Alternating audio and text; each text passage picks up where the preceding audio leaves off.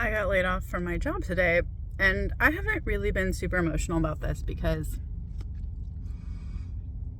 it's not a bad thing long term for me. I have options. My skill set was underutilized. My pay was in real dollars the same as when I started 3 years ago plus. So for me, replacing the income, if I choose to, isn't hard. It's the perks and the benefits and the remote work and all of that would be challenging. And I decided before going into this that if this ended, because a lot of things have been falling away, friendships, relationships related to my horses, and now my job, it's like a universal kind of principle when you do a lot of growth or healing, that there are parts of your life that are going to fall away. And that's just because they're no longer a match for who you are. My brain is different than it was. I now know I'm neurodivergent. I've had 3 years of trauma therapy thanks to this job. I am a completely different human as I've unmasked and healed than I was 3.5 years ago. So everything has been falling away all at once. Like, I need to move my horses. I got laid off from my job. A friend kind of cut ties in a way that was a really instrumental part of me starting therapy and going on this whole thing. And then I had moved away from my hometown a year and a half ago and have on really low contact with a lot of people from my past, including family members, because people all have an idea of who you are from when they knew you. And if you want to change who you are, it's really difficult to do if you're following into old neurological pathways while you're doing it. And so I've kind of been in a cave for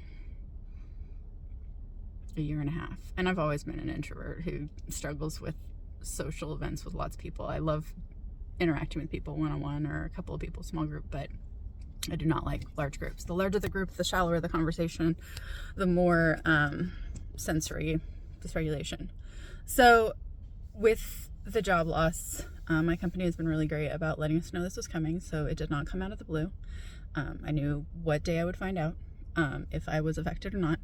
And I work in Medicaid, and these are related to Medicaid, is the reason for the job loss. So it wasn't unexpected. And I haven't been, honestly, at all sad. It feels more like freedom because I would not have left this job.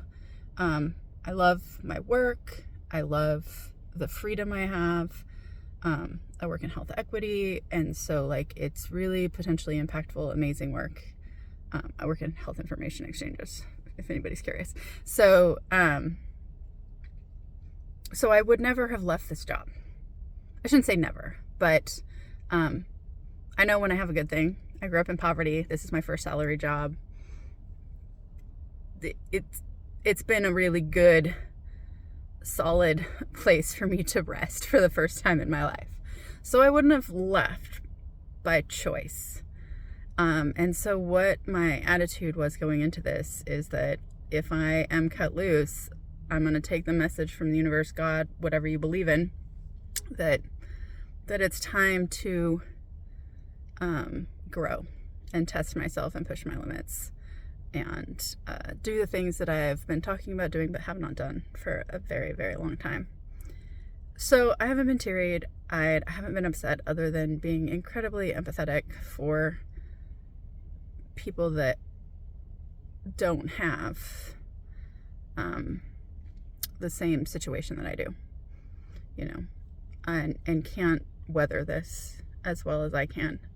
Financially, things are always rough and always have been rough because I got I bought my horse at a young age, and so I've had him for 30 years, and like I grew up as a kid on assistance, so which is part of why I'm so passionate about it. And so I'm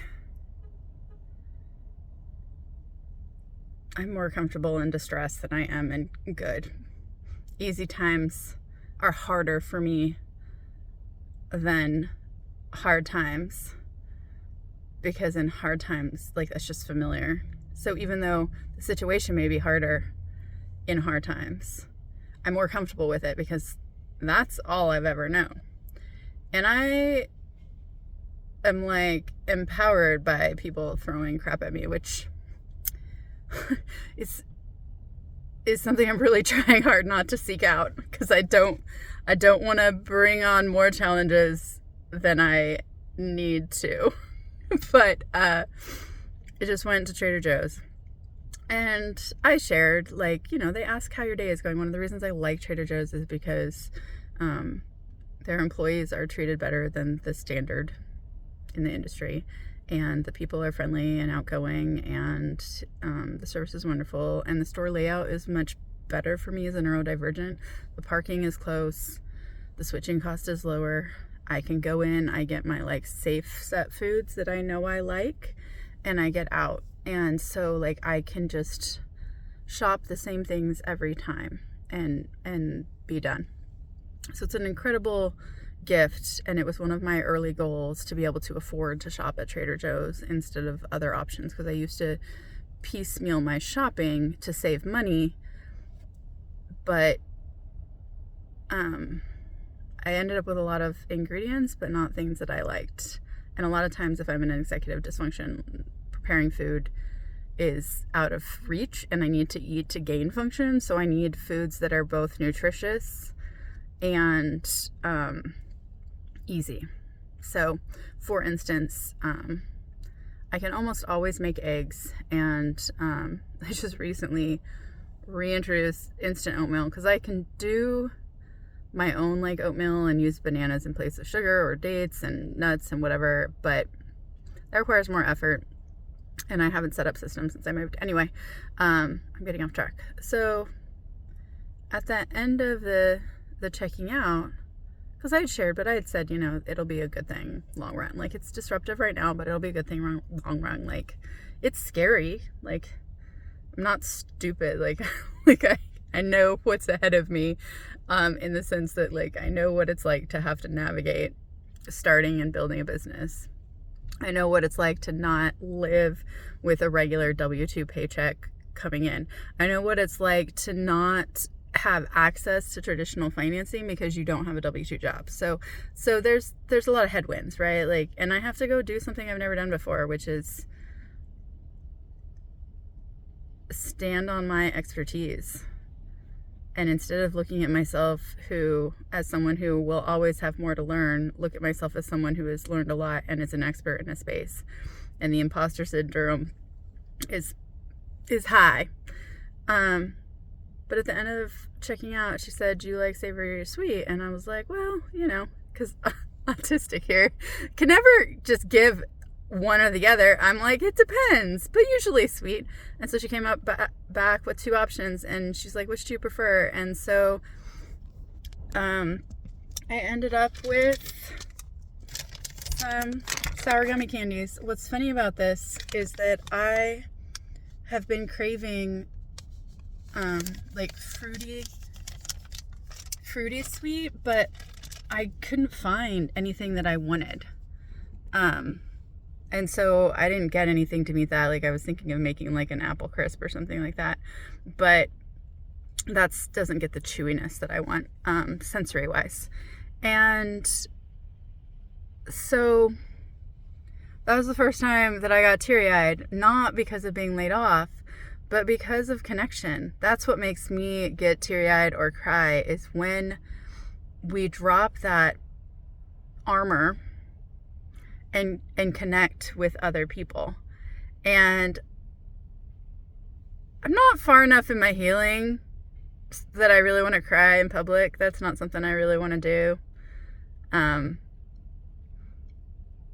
on camera, I could probably do that and share it and be okay with it, but I don't really want to be the person crying in public. But that got me choked up because of just that genuine act of caring and kindness, while not being pitying or looking down on me, right? She wasn't like, your life is so terrible, let me try and fix you, because that's not the vibe. It was just a like, hey, I see you, I care, here's something sweet to make your day a little better. And those things also, like, to me, there's almost like a spiritual element of like getting your needs met that you didn't know how to meet yourself. Because like, I wanted something sweet and chewy, but I couldn't figure out what. Wouldn't have considered that because I didn't really feel like candy, or didn't think I felt like candy, because it's really hard for me to identify what foods I want. And she could have picked whatever from the displays for me to choose from, and she chose the thing that that I didn't know existed, that would meet a need that I had that I couldn't fulfill. And I don't know, there's a lot to unpack there, but it hasn't been a bad day. Oh, and they scheduled a meeting for when I had therapy too. So I jumped on the work meeting to find out if I was in fact laid off. And then I jumped over to therapy, and then I talked to my therapist and told her like how amazing it's been to have all of these hard things happen very, very quickly. And I'm not taking anything personally. Like, other people are affected, and I don't want it to be construed as drama, so I'm not going to share details, but like, I have the option of taking things personally, with people falling away and relationships falling away and stuff. And I'm not, because I've healed enough to know that that's not mine to carry. That's theirs to carry. And it's falling away because it wasn't the right fit for me, which I knew. I didn't want it to be true, but it was true. And so like, better for me, but really disruptive, and still hard, and still, like, I don't want to say it's not hurtful, because it's hurtful when you're not wanted in a space, right? Like, essentially someone saying, I don't want you around, or someone's, whether it's job, work, romantic, friendship, other relationships, right? It's painful. Because people are saying, like, whatever you are isn't something that I want. But that's them, right? That's what they want or don't want. And it's not personal. It's just not a fit. It's not a match. And so short term, hard, disruption, whatever. Long term, better for everyone, assuming you take the opportunity. But where was I going with this long story? I got off track, but essentially it was just really amazing to have something hard create a moment of connection, and then meet a need that I wasn't able to meet. And I'm just really, therapy, that's where I was, lost track. ADHD, autistic, one diagnosed, ADHD, autistic, undiagnosed, and not likely to be diagnosed because just too much. But I told my therapist that it's been really amazing through all of this to see just how unshook I am. I'm feeling the feelings, right? Like, I have feelings, I'm a human, but I'm processing them as I go, and I'm not creating new trauma, and I'm not telling stories about what the other person is thinking, or going into my own stories about what the world is like, because I know that that's just not accurate. As my therapist told me like a month or so ago, you can't actually know what someone is thinking unless you ask them. But even then, they're not necessarily going to be honest with you. So telling stories about what people were thinking or what the intent is pointless unless you actually go and ask them. And so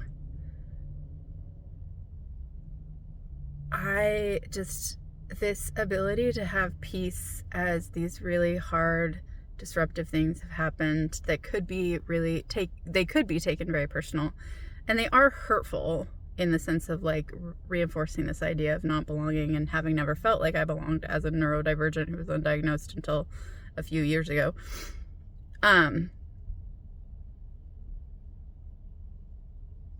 But just my capacity to navigate and be okay and be at peace and not freak out or obsess or worry. It's not that things aren't hard. Like, finances are hard right now. Like, I have not paid bills and it's the 21st of the month. So, and it's not because I don't want to pay them. It's because I, have chosen to prioritize my animals, vet bills, and healthcare over the ability to pay my rent and car payment. And so that's just is what it is. But I don't make that my whole life, right? That's just a thing that I'm dealing with. And instead of it ruining every moment of every day, it doesn't really ruin any moments. Now, if one of the things that I do is just check in this moment. Am I okay in this moment? And in this moment, I have a car, I have fuel, I just got groceries, I have available credit on a credit card, my bank account balance is positive even though it's only got $6 in it. I have a job through the end of the year because it's not an immediate termination. There will be a small amount of severance. I have a small amount of PTO. I will be eligible for unemployment. I have an LLC started. I just haven't done anything to really get it going and turn it into a profitable business. Right? In this, my horses they have feed and they're okay. My dogs have food and they're okay. Not a lot. Need to buy dog food and horse food tomorrow. But today, in this moment, right now, everything is fine. And so there's no reason to stress or worry. Right? So, and there's no reason to obsess on the past and being laid off. And there's no reason to stress and obsess on the future of how I'm going to pay for things in 5 minutes or an hour or 2 hours, because in this moment, I'm fine. Everybody's got food. Everybody's got shelter. Everybody is okay. So, yeah, that is my 17-minute and 52-second summary of getting given some sour gummy candies at Trader Joe's.